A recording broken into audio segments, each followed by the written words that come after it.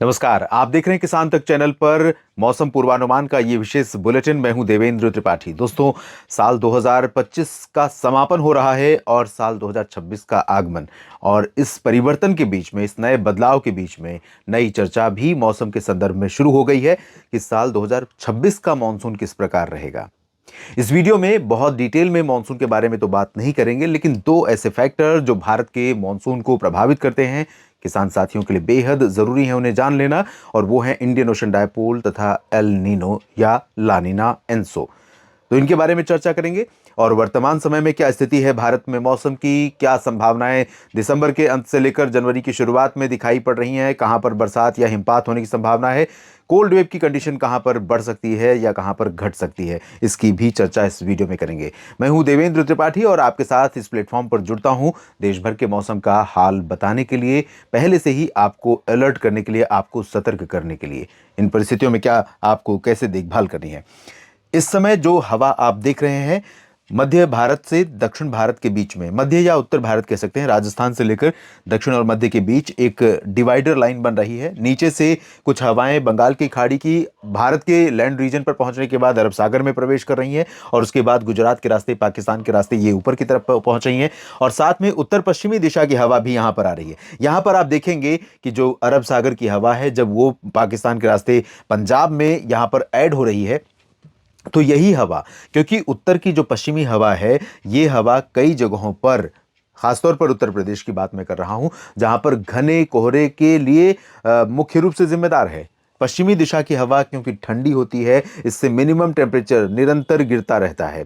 और दिन में अगर कोहरा नहीं छटता है तो धूप का प्रभाव नहीं बढ़ता। धूप का प्रभाव न बढ़ने के कारण अधिकतम तापमान में वृद्धि नहीं होती। तो धरती की जो सतह है वो ठंडी बनी रहती है। ऐसे में कोहरे के रिवाइव होने के चांसेस ज्यादा रहते हैं। और यही कंडीशन उत्तर प्रदेश में कई जगहों पर लंबे समय से दिखाई दे रही, जहां पर घना कोहरा बना हुआ है। और ये हवा, उसमें कह सकते हैं आग में घी का काम कर रही है। ये हवा मॉइस्चर लेकर आ रही है इसमें, पश्चिमी हवा में ऐड होते हुए। तो पश्चिमी ड्राई विंड्स जो है वो टेम्परेचर को कम कर रही है और दक्षिणी हवा जो है यहां पर मॉइस्चर को ऐड कर रही है, जिसके कारण इस रीजन में कई जगहों पर मिनिमम टेम्परेचर के गिरने के साथ घने कोहरे की स्थितियां बनी हुई हैं। हालांकि देश में कई जगहों पर अभी भी, राजस्थान, पंजाब, हरियाणा, दिल्ली, मध्य प्रदेश के कई हिस्से और साथ में बिहार में भी कुछ जगहों पर लोगों को ऐसा लग रहा है कि इस बार सर्दी कम पड़ रही है। आपका क्या मानना है, आपका क्या फीडबैक है और आप कहां से ये वीडियो देख रहे हैं, इस बारे में जरूर लिखिएगा कि सर्दी आपके क्षेत्र में और आपके अनुसार, आपके अनुभव के अनुसार इस समय, इस साल की स्थिति में कैसी पड़ रही है, कैसी होनी चाहिए और कैसी पड़ रही है। नीचे की तरफ बहुत दिनों से बरसात ना तो मध्य भारत में गुजरात में हुई है, ना महाराष्ट्र में। मध्य प्रदेश भी लंबे समय से सूखा बना हुआ है। छत्तीसगढ़, उड़ीसा में भी साइक्लोन बंगाल की खाड़ी में बनने के बाद से ड्राई वेदर है लगातार, और ज्यादातर जगहों पर उस समय भी बरसात नहीं हुई थी। बिहार, झारखंड और पूर्वोत्तर राज्यों तथा उत्तर भारत के मैदानी भागों पर भी बरसात और कुछ इस तरह की गतिविधियां नहीं हुई है जिससे मौसम में बड़ा परिवर्तन हो। और उत्तर के पहाड़ों पर भी लंबे समय से बरसात या हिमपात ज्यादा नहीं हुआ है। 2025 में अक्टूबर, नवंबर, दिसंबर तीनों, कह सकता हूं मैं, डेफिशिएंट गए हैं। कुछ दिनों के दौरान बारिश या हिमपात हुआ, लेकिन वो क्वांटिटी बढ़ तो गई, आंकड़ों में क्वांटिटी आ तो गई कि सामान्य है, लेकिन जो एक्सपीरियंस है वो बहुत अलग है। अगर आप किसी से भी जो पहाड़ों पर घूमने जा रहा है उससे पूछेंगे तो लोग यही कह रहे हैं कि मसूरी और शिमला तक और श्रीनगर तथा जम्मू में माता वैष्णो देवी धाम तक कई बार इस समय तक आते आते दिसंबर के एंड तक एक बर्फ की चादर नजर आने लगती थी, जो इस समय नहीं दिखाई पड़ रही है। और कई लोगों ने तो ठगे जाने की बात कही कि कहीं पर नकली वीडियो लोग बना करके जो टूरिस्ट कंपनियां हैं वो डाल रही हैं ताकि लोग अट्रैक्ट हों और वहां पहुंचे, और जब वहां पहुंच रहे हैं तो निराशा हो रही है। तो ये स्थिति फिलहाल अभी तक बनी हुई है।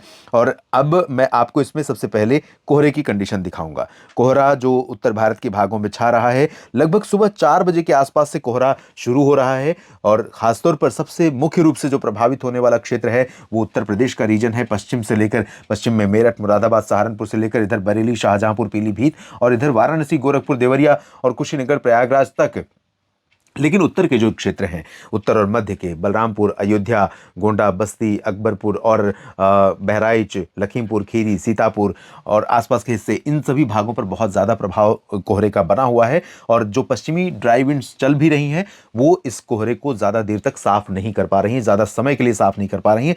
दोपहर में कम हो रहा है, लेकिन वापस फिर से, क्योंकि धरती ठंडी होने लग रही है और हवा का, पश्चिमी ड्राई विंड्स का प्रभाव कम होने लगा है, नमी बढ़ रही है और कोहरा लगातार घना बना हुआ है। तो यहाँ पर कई जगहों पर रेड अलर्ट भी जारी किया गया है। एक बार कोहरे का अलर्ट भी देख लेते हैं किन जगहों पर है। उत्तर प्रदेश में 27 और 28 को भी घने कोहरे का अलर्ट है। 27 को आप देख सकते हैं, पूरे यूपी में रेड अलर्ट है कोहरे और शीतलहर का।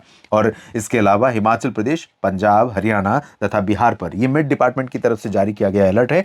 यहाँ पर ऑरेंज अलर्ट है कोहरे के साथ साथ। बिहार में शीतलहर का भी अलर्ट है, जहां पर तापमान गिर रहा है। पश्चिमी दिशा की हवाओं का असर शुरुआत में इधर हुआ, उसके बाद अब छत्तीसगढ़ के उत्तरी जिलों, झारखंड, बिहार और पूर्वी मध्य प्रदेश के ऊपर दिखाई दे रहा है, जहां पर तापमान तेजी से गिर रहा है।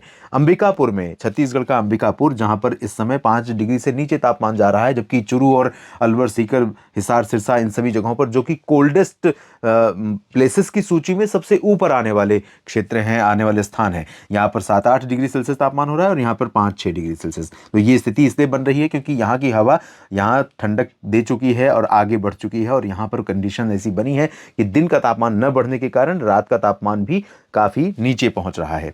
कोहरे का अलर्ट उड़ीसा में भी है, पूर्वोत्तर राज्यों में भी है, झारखंड में शीतलहर का अलर्ट है। ये आज की स्थिति है 27 दिसंबर के लिए। और 28 दिसंबर को भी आप देख सकते हैं, 28 दिसंबर रविवार का दिन, और इस दिन उत्तराखंड में शीतलहर और कोहरे का येलो अलर्ट, पूर्वोत्तर में कोहरे का येलो अलर्ट, छत्तीसगढ़ में, ओडिशा में कोहरे का येलो अलर्ट, और इधर कोहरे का और शीतलहर का उत्तर प्रदेश, बिहार में, जबकि वेस्ट यूपी, हरियाणा, पंजाब और हिमाचल प्रदेश में कोहरे का ऑरेंज अलर्ट यहाँ पर कल, आज और कल के लिए जारी किया गया है। तो ये कोहरे की स्थिति रही। और अब चलते हैं मॉनसून की उस कंडीशन की तरफ।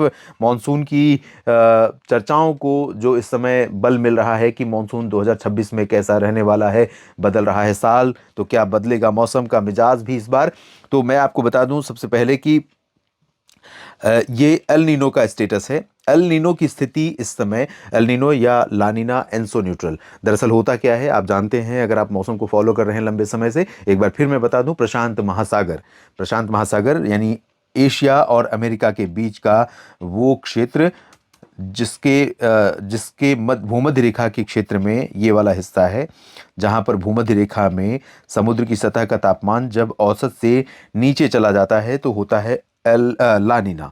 ये है भारत का टिप और ये भूमध्य रेखा के लगभग हिस्सा, अमेरिका का ये रीजन, और ये है एशिया, ये प्रशांत महासागर पूरा, पैसिफिक ओशन, और यहाँ पर भूमध्य रेखा के लगभग ये वाला हिस्सा, यहाँ समुद्र की सतह का तापमान जब औसत से, जितना यहाँ होना चाहिए उससे नीचे जब पहुंच जाता है, तब होता है ला नीना। औसत में रहता है तो एंसो न्यूट्रल कहते हैं उसको, यानी एल नीनो, सदर्न ओसिलेशन का तटस्थ रहना, और अगर तापमान बढ़ने लगता है तब होता है ला नीना।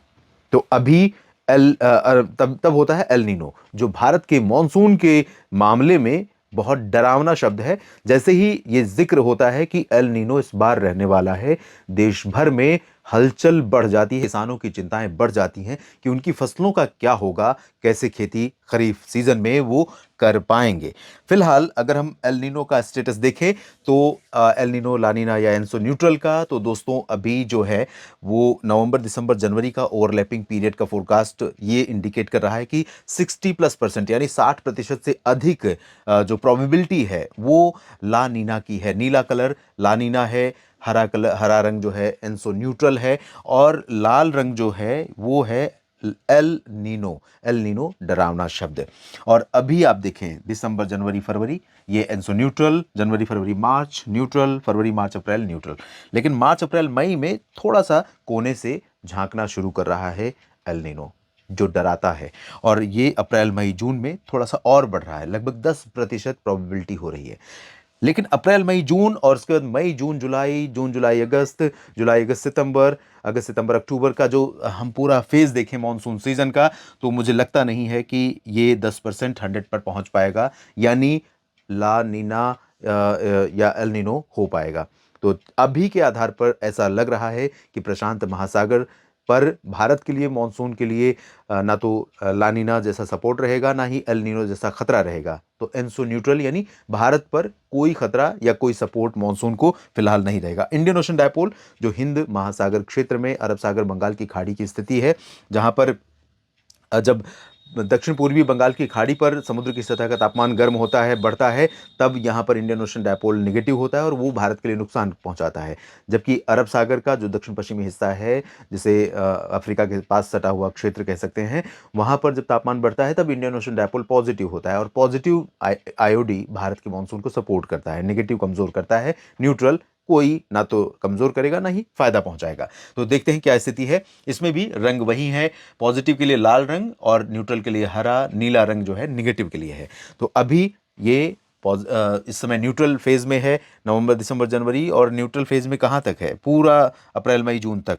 थोड़ी थोड़ी प्रोबेबिलिटी दोनों की, नेगेटिव और पॉजिटिव की बन रही है, लेकिन अभी के आधार पर हम कह सकते हैं कि इंडियन ओशन डायपोल से भी भारत के मॉनसून को ना तो सपोर्ट की संभावना अभी के आधार पर दिखाई पड़ रही है, जो कंडीशंस हैं, जो प्रोजेक्शंस हैं आने वाले समय को लेकर, और ना ही कमजोर करने की संभावना या आशंका दिखाई दे रही है। हो सकता है इसमें परिवर्तन हो, लगातार हम ट्रैक करते रहेंगे, लगातार नज़र रखेंगे जो देश और दुनिया की तमाम एजेंसियां हैं उनका क्या कहना है इंडियन ओशन डायपोल को लेकर, इंडियन ओशन को लेकर या पैसिफिक ओशन को लेकर, और आपको बताते रहेंगे अगले वीडियोस के माध्यम से। और अब समझते हैं कि क्या संभावनाएं भारत में बारिश की दिखाई दे रही हैं। दोस्तों, वर्तमान समय में एक WD लगभग पहुंचा हुआ है और उसका प्रभाव गिलगित से लेकर लद्दाख और हिमाचल से उत्तराखंड के बीच में कहीं कहीं पर है। थोड़ी बहुत संभावना हो सकती है 27, 28, 29 में, लेकिन 30 को एक WD पहुंचेगा जो अपेक्षाकृत ज़्यादा स्ट्रांग रहेगा। और संभावना है कि 30, 31, 1, 2 इस दौरान 2 दिन इस महीने में, 2 दिन अगले महीने में इसके प्रभाव से पहाड़ों पर अच्छी बर्फबारी देखने को मिलेगी और मैदानी भागों पर पंजाब, हरियाणा, दिल्ली, चंडीगढ़, राजस्थान और आसपास के कुछ हिस्सों पर हो सकता है 31 दिसंबर के दिन हल्की बारिश आइसोलेटेड प्लेसेस पर दर्ज की जाए, लेकिन बहुत लिमिटेड जगहों पर, और मात्रा भी बारिश की बहुत कम रहेगी। वैसे बादल अभी भी आज भी कई जगहों पर रात में छाएंगे, सुबह तक रहेंगे दोपहर के पहले, और कल भी ये स्थिति रहेगी, परसों भी ये स्थिति रहेगी। थोड़े बहुत बादल यहाँ पर भी बनेंगे, इधर तटों पर भी बनेंगे, दक्षिण में बनेंगे, लेकिन ये सारे बादल अभी सिर्फ और सिर्फ हल्की धूप को रोकने वाले होंगे और कुछ नहीं करेंगे। और उसके बाद इधर जो संभावना है, उसके बाद एक संभावना 7 से 10 के बीच में बन रही है, जब ओडिशा, छत्तीसगढ़, विदर्भ, मध्य प्रदेश पर कुछ बारिश हो सकती है। उसी दौरान दक्षिण भारत पर भी संभावना रहेगी। और जो वर्तमान WD के बाद 30 को आएगा, उसका प्रभाव पूर्वोत्तर में सिक्किम, उप हिमालय, पश्चिम बंगाल, अरुणाचल पर दिखाई पड़ सकता है हमें 2, 3, 4 जनवरी में, जब यहाँ पर कुछ जगहों पर बरसात और हिमपात की संभावनाएं बन सकती हैं। फिलहाल घना कोहरा और तापमान में गिरावट, यही चुनौती देश में कई जगहों पर किसान साथियों के लिए रहेगी, आम लोगों के लिए रहेगी।